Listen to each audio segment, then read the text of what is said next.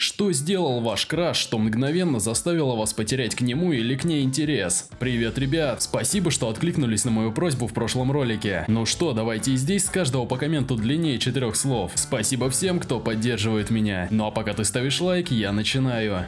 Она пригласила меня на выпускной. Я сказал да, за 2 дня до выпускного вечера. Она: я вообще-то не хочу с тобой идти, но я уже купила оба наших билета. Как парень, я ожидаю, что ты отдашь мне за них деньги. Я попытался объяснить, как работают транзакции. Она все время говорила мне, что это моя ответственность. Я спросил, курит ли она крэк. Больше о ней не слышал. Он сказал мне, что все уродливые, на его мнение, люди должны умереть. Он в шутку выбросил из окна машины поздравительную открытку, которую сделала моя сестра для нашей мамы. Хотя сестра сказала ему, что она потратила на это 6 часов. Он заставил мою сестру плакать. Рассказал про его коллекцию детского прона. Да, я сообщила об этом полиции. Подожди, что? Сказала мне, что влюблена в моего брата. Мне жаль, Луиджи, это должно было произойти. Предложил ей встречаться, она сказала да. Через 2 недели она меня бросила. Сказала, что не хочет начинать что-то новое, так как переезжает через месяц и не предупредила меня. Наступил момент переезда, и куда она едет? В мой дом. Она сошлась с моим соседом, который очень похож на меня. Нас часто принимают за братьев, даже близнецов. У них были страстные отношения. В этом доме были очень тонкие стены. Оказалось, что она моя двоюродная сестра. Мы ходили в один класс, и это была случайность. Никто из нас ничего не знал, пока кто-то в моей семье не упомянул об этом. Разве ее имя не ходит в твою школу? Вот дерьмо.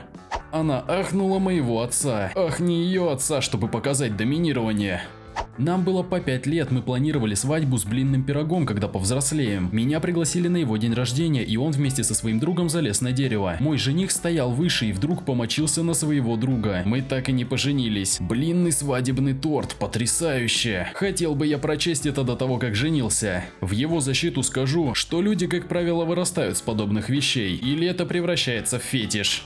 Он вел себя как полный придурок, и когда я сказала ему об этом, он ответил: я знаю, что веду себя как мудак, но так я выгляжу более кексуальным. Окей, хорошо, вдруг ты стал совсем не кексуальным. Оказалось, что он был обманщиком и изменял своим девушкам с массажистками и стриптизершами.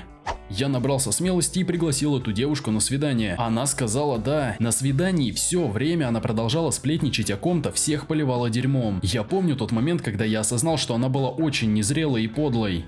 Бросала камни в кота, потому что ей показалось это смешным. Мы выпивали, он напился и начал драться с мужиком, который, по его мнению, преследовал меня. Мужчина сказал, что не преследовал меня, и я подтвердила его слова. Но мой парень все еще пытался защитить меня, никогда не теряла интерес быстрее. Использовал детский голос, когда говорил со мной. Он был груб со своей мамой, потребовал у нее денег, чтобы мы могли поехать, прямо передо мной, а затем позвонил своей бабушке, чтобы получить еще денег. Так неудобно. Добавлено. Позвольте мне добавить больше деталей. Нам обоим было около 21-22 лет. Я встретила этого человека, поехала с ним до Среднего Запада, в Даллас, и по сути застряла там на 2 дня, прежде чем мой поезд должен был уйти. Такое поведение было совершенно неприемлемо, и я все время чувствовала себя некомфортно. Я неправильно поняла комментарий, и он повел себя как придурок перед несколькими людьми. Начал смеяться надо мной вместо того, чтобы любезно поправить меня. Что за фигня? Мой бывший муж был таким. Любое недоразумение или вопрос для разъяснения встречался смехом и насмешками. Он даже привлек к этому свою маму. Это дерьмо так быстро утомляет тебя. К тому времени, когда мы переживали развод, я была убеждена, что я тупая дура, которая ничего не может делать правильно. Я была дома, в доме моих родителей, и сделала что-то очень маленькое. Я не могу вспомнить, что именно. Вроде бы пролила немного воды или уронила полотенце. Я сказала: я такая дура, не могу поверить, насколько я тупая. Моя мама странно посмотрела на меня и сказала: нет, это не так, почему ты так сказала? Потребовалось много терапии и времени, чтобы признать и принять, что я не идиотка. Но когда мне снова и снова говорили, что я такая, я начала искренне в это верить. Это была подростковая влюбленность. У него было несколько подруг, которые не знали друг о друге. Нелояльность — это не круто. Напоминает мне того китайского парня, который попал в аварию, и все его подруги, вроде их было 13, пришли в больницу, не зная друг друга. Изменено, их было 17.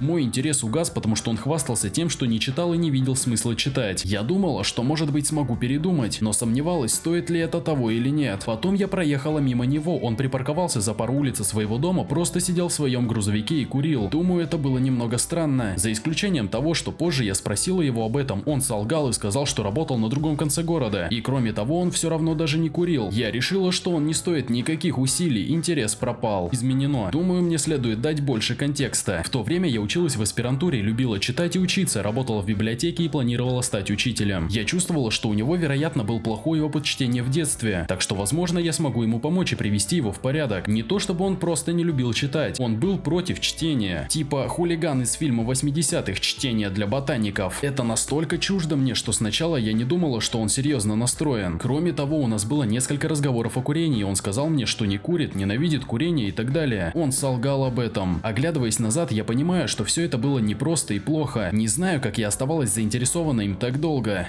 Сказал ей, что она мне нравится. Потом она заблокировала меня во всех социальных сетях и жестко издевалась надо мной всякий раз, когда видела меня. Изменено. Я читаю все комментарии, кто-то предложил мне помочь переехать ее на машине. Я в игре. Это была шутка, пожалуйста, не делай этого. Это серьезный ответ. Она угрожала убить меня и себя, если я порву с ней. Мы были одни в доме, и у нее был какой-то эпизод, когда она как будто становилась другим человеком. Это заставило ее действовать очень медленно и апатично. У нее были проблемы с психикой. Я схватил свои вещи и побежал. Больше я ее не видел, но я знаю, что она была госпитализирована. Сейчас я женат, и с тех пор она не связывалась со мной. Я действительно надеюсь, что ей лучше. Рассказывала мне, как ее кошка заболела, поэтому она сломала ей шею, чтобы избавить ее от страданий. Сказала, что встречается с Иисусом, и я ей не интересен. Продолжал хвастаться своим богатством, хотя слишком хорошо знал, что я еженедельно боролась с финансовыми проблемами и изо всех сил пыталась найти новую работу, в то время как он имел возможность свободно делать все, что захочет, когда я все еще живу в почти нищенском состоянии. Наконец я поняла, насколько мы несовместимы, и была рада тому, что мы расстались, потому что сейчас у меня есть лучший парень, который отлично со мной обращается, и мы наконец переезжаем вместе в конце года. По сути, он дал мне понять, что хочет только кекса, поэтому я подумала, что нет. Я хотела искренних чувств, так что лучше ничего не начинать. Мой бывший парень и его семья обращались с мамой как с горничной. Она даже гладила и складывала их подушки. Меня пригласили на ужин, и она ходила, кладя гарниры, напитки, и я такая: вы не собираетесь сесть? А он, его сестра и отец смотрели на меня как на психа. Она любила делать для них все, но выглядела такой уставшей, как будто работала на заводе. Спасибо, что досмотрел ролик до самого конца. Не забывай ставить лайк, подписываться на канал и писать комментарии. Коммент длиннее 4 слов. Ну и колокольчик тоже не забудь. Спасибо за вашу поддержку, я правда ценю это. А также предлагаю посмотреть вот эти два ролика. До скорых встреч.